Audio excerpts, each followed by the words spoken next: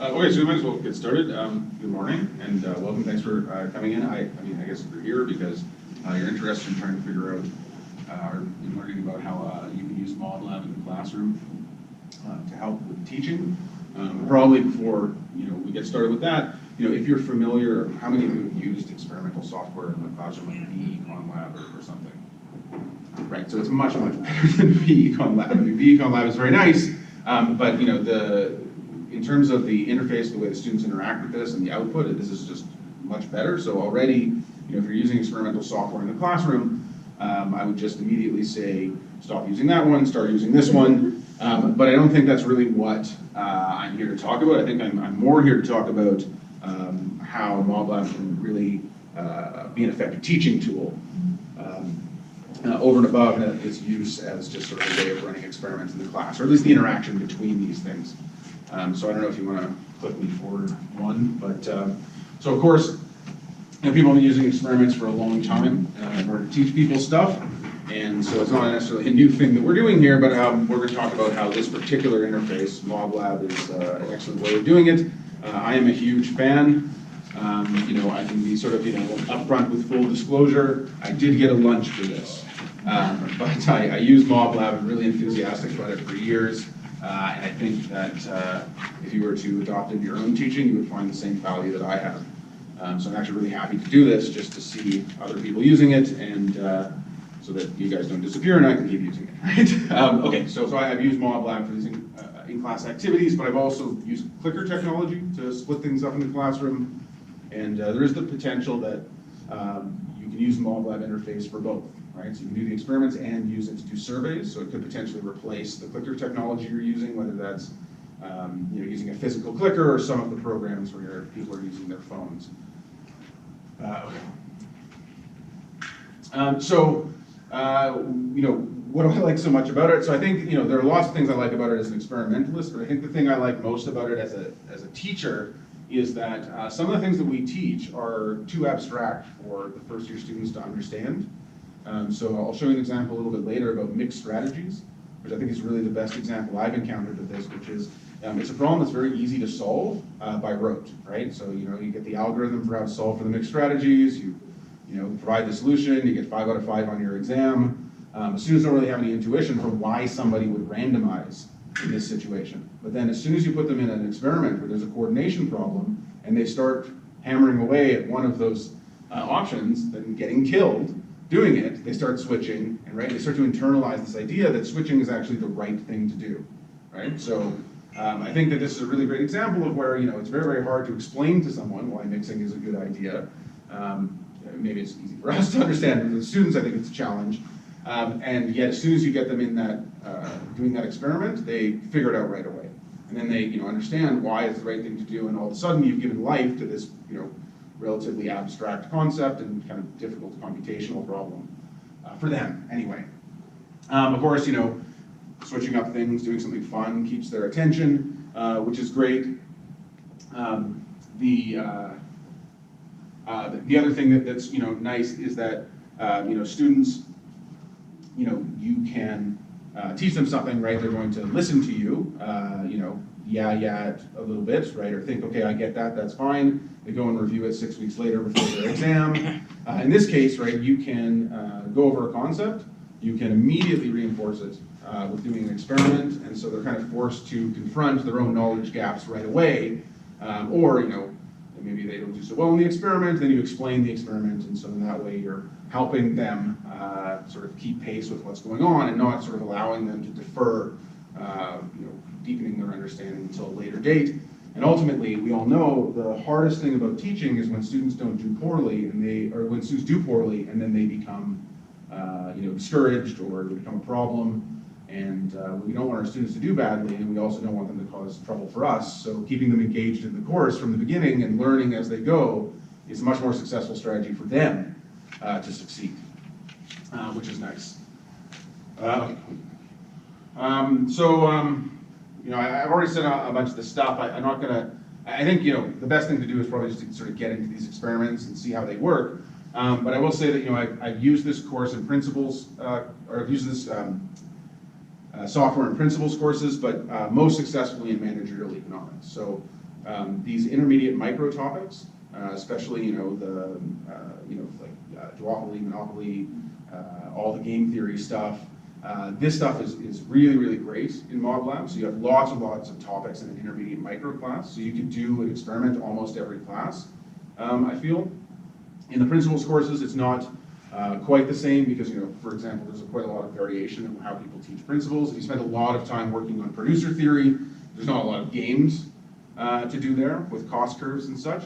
But if you do a little bit of stuff on the environment, there's games for that, right? Economical resource games, and there's games on comparative advantage and the continuous double auction, which we're going to do today for supply and demand. And so there are a lot of things that you can integrate into the principles curriculum. And if you do game theory in the first year sequence, there's tons of games to do, right? So you can just go through the classic games, right? Players dilemma, coordination games, etc. Anyway, or show them on matching pennies, right? There's no pure strategy, equilibrium. Again, something that maybe is hard for them to understand, but easy to internalize once you start playing the game. And then in macro, there are a few other applications as well to finance. There's asset bubble games. What else do I use in macro? I'm not really sure. Bank run, simple labor market. Yeah, okay. Interest rates and inflation. Right. So in the first year sequence, there's actually quite a lot of potential for using MobLab. Ultimately, the two examples that I want to go through in terms of games that I think are really useful, especially useful for the first year curriculum, is first the continuous double auction. So this is to illustrate the concept of supply and demand. And one of the things that I try to emphasize to students is that economics is inherently an empirical discipline, right? We come up with theories, but they are supposed to be tested in the real world to see if they work, right? And when you introduce the model of supply and demand, ultimately what you're doing is you're drawing one curve sloping upwards and one curve sloping downwards. It's pretty abstract.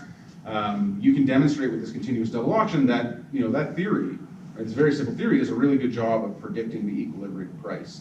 And of course, this is a really famous result.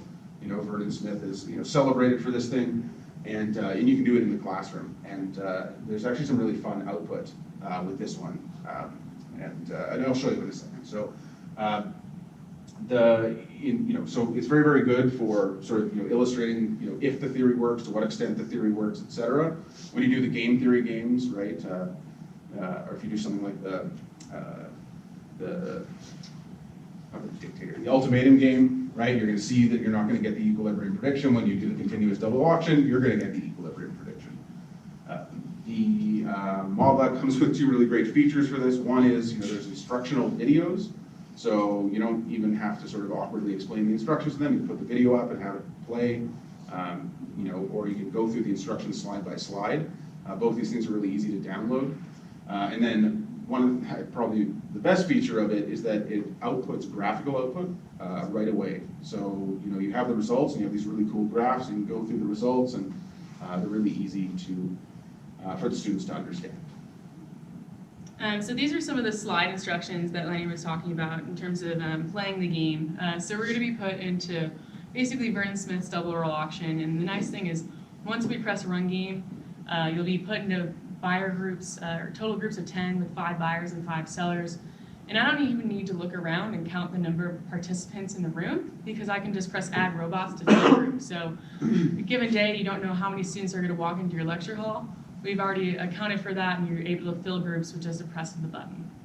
So either be assigned the role of a buyer or seller, and that's denoted in the top left-hand corner there. And you'll see if you're a buyer, you're given your value.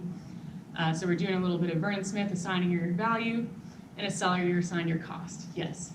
Can we edit these? Can we input them ourselves? Yes. MobLab, you're locked into the game screen, but you can change the slope of the demand, supply. You can add a government intervention. We're just going to keep it pretty simple for the first run here.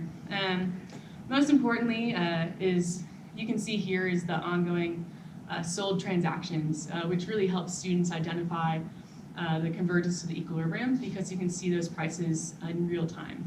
So I would just on that, so as cool as that is for the students, this is my favorite thing about this experiment, is watching the prices converge to equilibrium, and it's happening in real time. So you see the transactions that are taking place, and you can just watch it happen.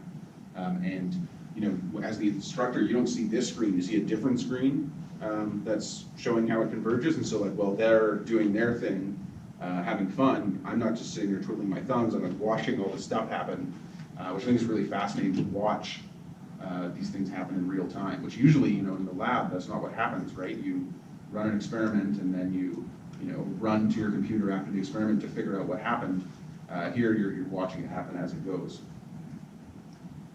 Exactly, and really the mechanics are very easy when you show the slide to any student on their phone, they get it, but just really quickly, you'll move the little slider here and press ask to put in an ask.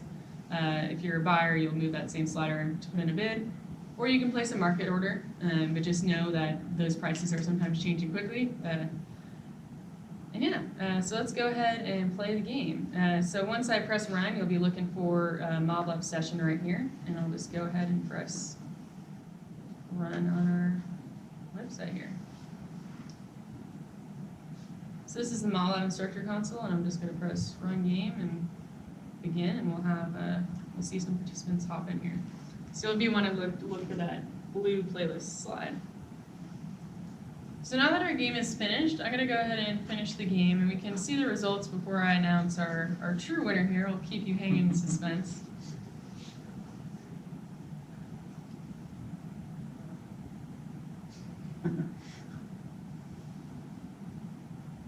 So this here is our output, and we can see here with 5 buyers and 5 sellers, this is their stepwise function. So everyone in the room was assigned 3 values or 3 costs from this curve. And of course these curves are configurable, so you can change them. And then really what we see here is, we see a bit of noise here in the beginning of the round, and we're seeing a tightening towards our convergence to this equilibrium here.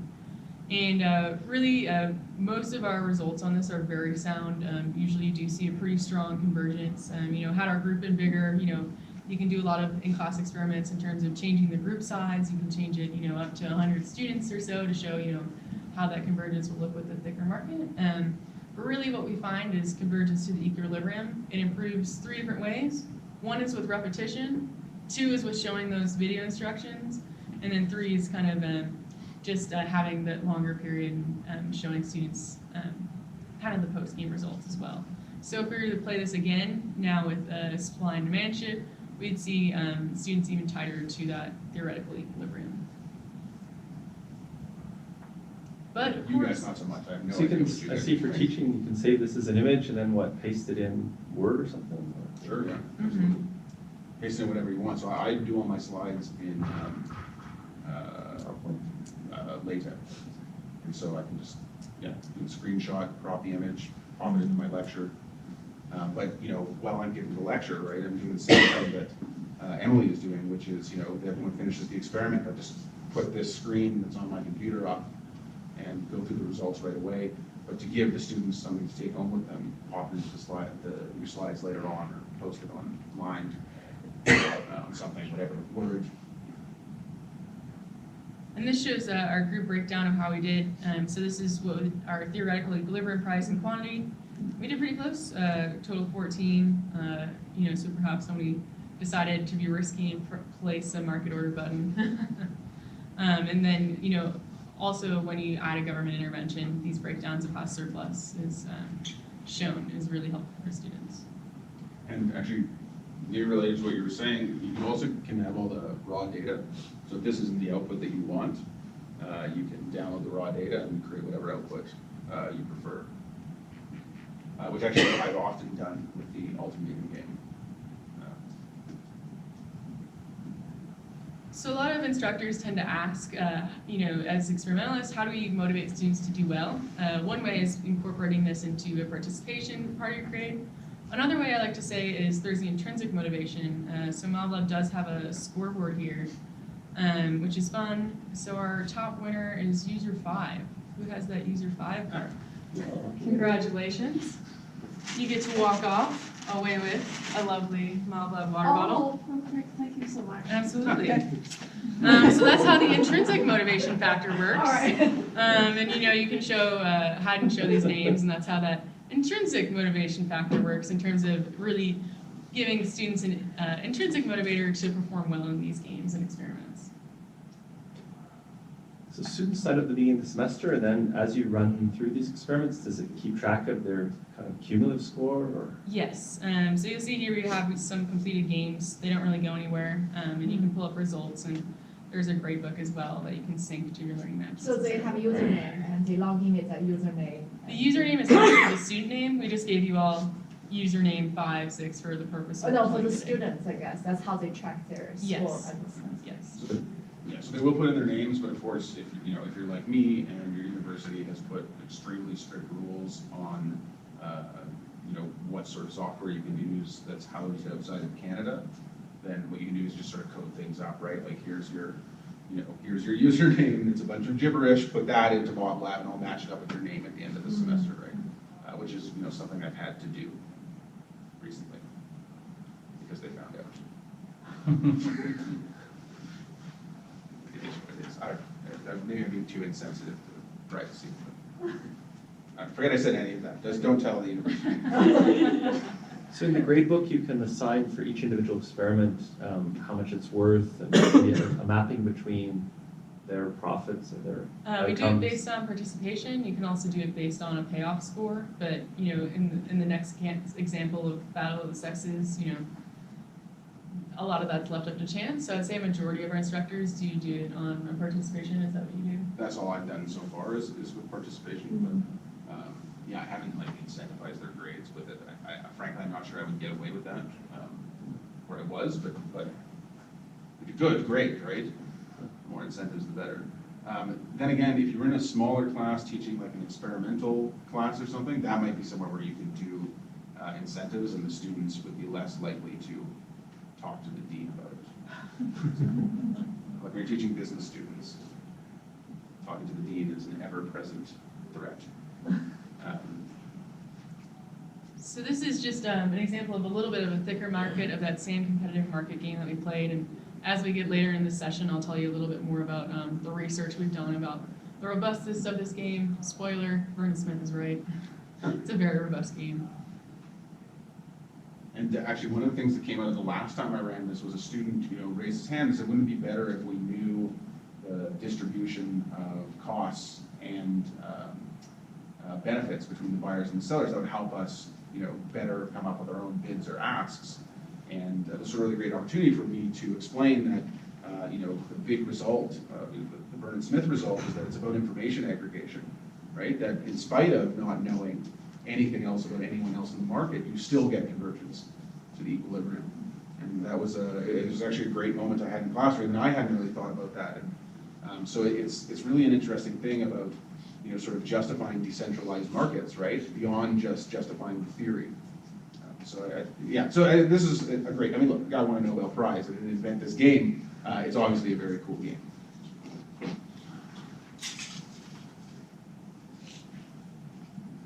Right, this is me. Sorry. So, as I mentioned, the Battle of the Sexes is something, or any coordination game, I think is really important to do in class in an applied way, because in my experience, and maybe I'm the only one, so I don't think I understood mixed strategies until my master's degree. So I, of course, aced every question on mixed strategies I was ever given on my exams, because you just go through the algorithm and then you bang out the probabilities, and there you are. You have successfully found the mixed strategy Nash equilibrium. But I don't actually think I understood mixing in an intuitive way until I was in my master's, and I sort of thought about it more carefully, and I went sort of go, oh. And actually what it was those diagrams, switching from the regular way of looking at these things, those diagrams with the, I guess they're swastikas, unfortunately, but whatever. The point is that that started to help me understand, how this really was optimal. And you can start to see, when you're off the equilibrium, why you would start to move from one equilibrium or another. But like those diagrams are pretty abstract. It took me to my master's to understand this, but when you play the game with students, right, they immediately figure out that mixing is the right thing to do, right? Because if you don't, you start to get killed. And then you want to do something different, so you switch. And then you see if you hang on that thing, you're going to get killed too, so you switch. And then, once you get built this intuition with the students on how to play the game, you can start introducing sort of these real-world examples that deepen it, right? So there's the famous soccer penalty kicks example, which is easy to understand, right? If everyone knows you're always shooting bottom left, eventually, right, they're going to stop you every time, right? Or if so if I play hockey, I've got one move, And halfway through the season, every goaltender knows what my move is, and I never score again. And so if I had a second move, right, the strategy would be to randomize.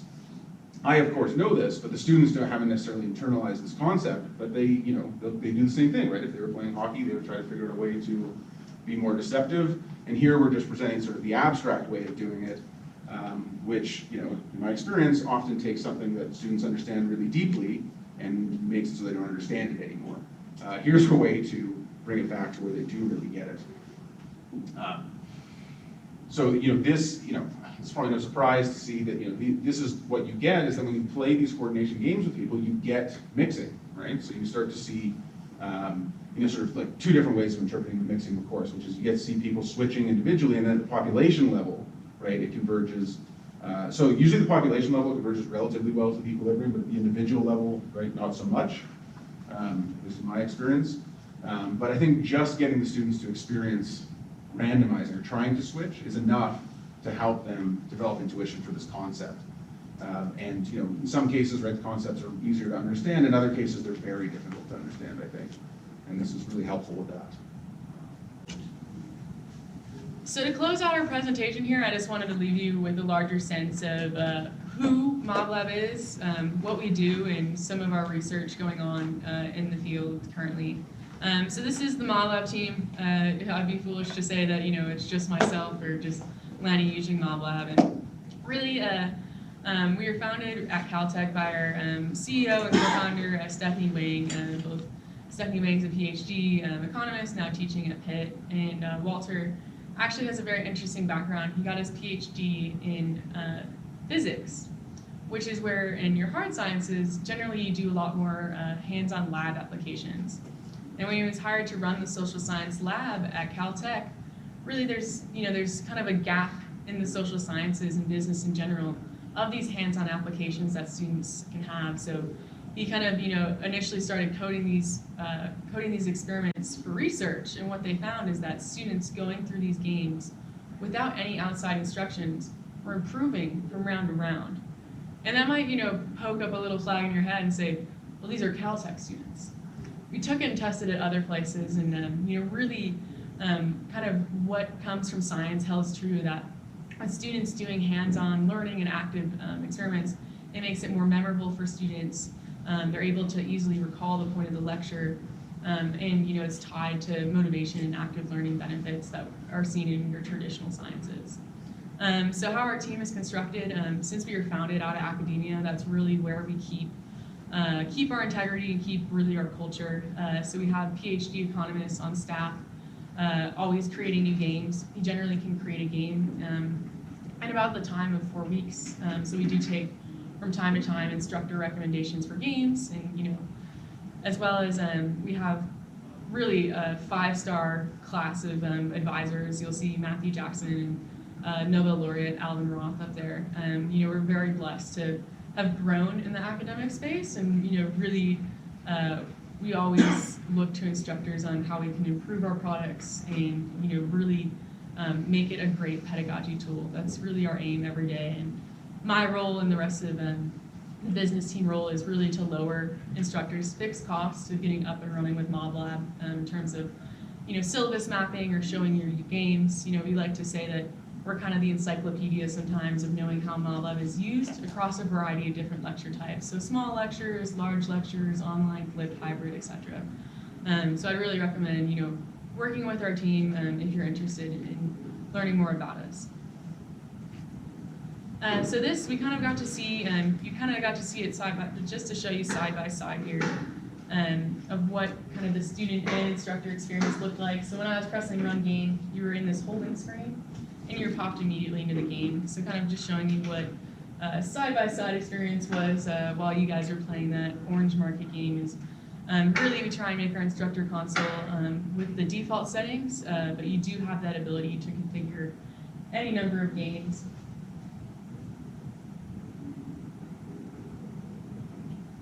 So we have over 70 different games. We were founded in 2011, so we've definitely built up our library over time.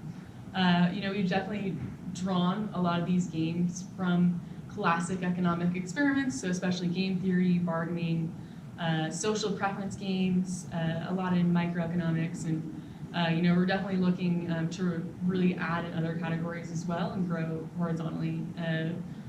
My favorite game in MobLab is our Bertrand game. I have the pleasure of guest lecturing in a number of different classes, and it's really kind of a fun teaching tool. And like Lanny was saying, we also do have those resources for instructors to hopefully lower that fixed cost of getting up and running. So all of our in-depth game guides are drawn out by our economist team who've taught in the classroom and have PhDs in economics. So with that, you have the overall learning objectives for each game, as well as those video and PowerPoint instructions for the students of how to play the game.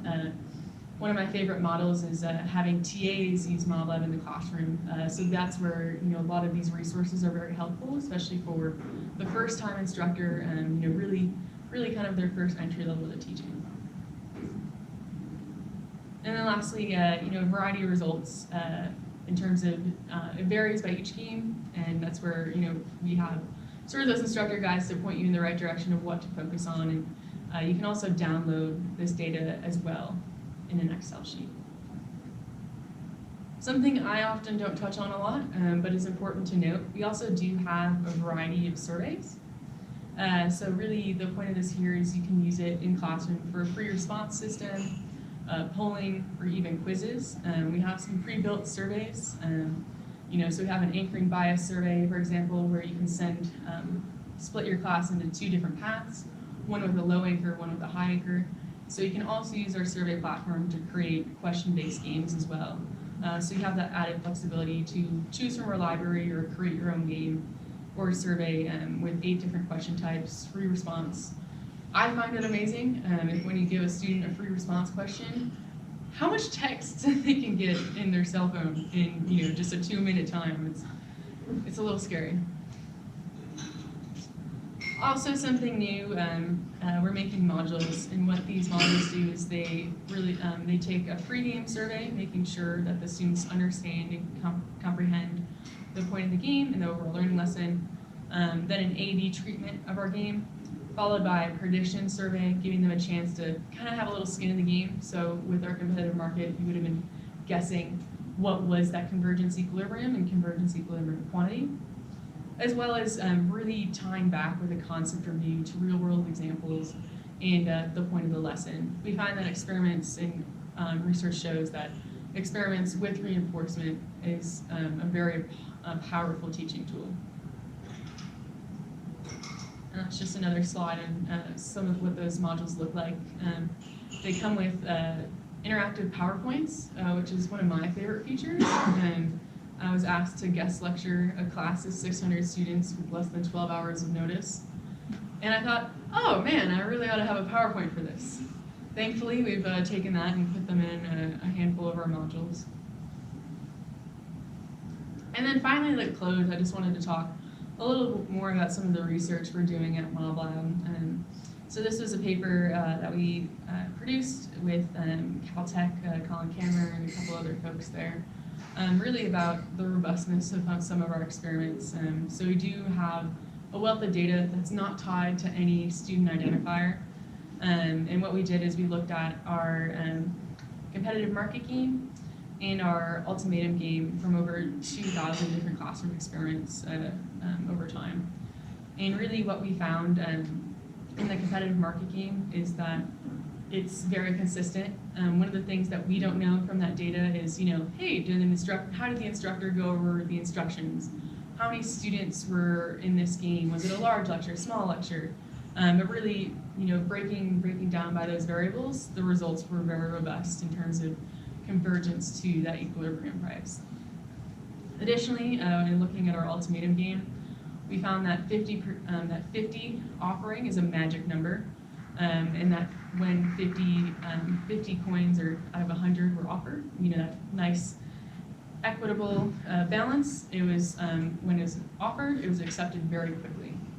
Another interesting thing that we found, though there's not really truly a lot of data, but we found that in Spain particularly, a lot of offers were rejected in terms of if they were kind of under 20 or so. So we thought that, they kind of fell in an outlier in terms of that, but considering we don't have as many MobLab users in Spain as we do in other parts of the US and Canada, I'm going to hold that back before we put any harsh judgments on Spain.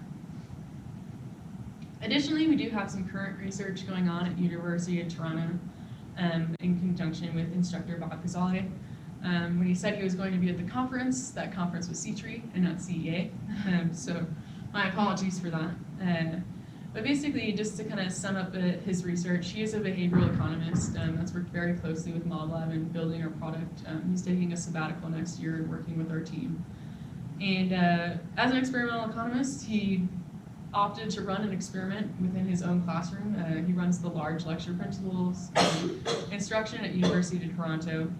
And what he implemented was he changed his tutorial methods in that instead of having tutorials face the back of the screen and solve problems, they actually had the tutorials use MobLab. One, offering TAs, really a first-hand teaching experience, and two, really what was statistically found was that, percent of quizzes attempted, percent correct, and percent of tutorials attended, all had statistically significant marks, showing that really participation in these tutorials on two different standards that were statistically significant meant that there was something important going on in these tutorials that helped with learning.